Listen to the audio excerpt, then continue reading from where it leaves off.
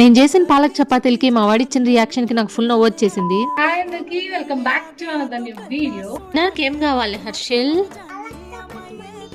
Okay, చెప్పాలంటే మా వాడు ఏదో పాలక్ చపాతీ అడిగాడని చెప్పేసి ఇప్పుడు నేను పాలక్ చపాతీ చేయట్లేదు అనమాట. మా ఇంట్లో పాలకూర ఎక్కువైపోయిందని చెప్పేసి పాలక్ చపాతీలు చేస్తున్నాను. ఫస్ట్ టైం ఈ పాలకూర చపాతీ ట్రై చేస్తున్నా. చూడటానికి ఏదో కలర్ఫుల్ గా ఉంది కదా, బాగుందని చెప్పేసి ట్రై అయితే చేసేస్తున్నాను.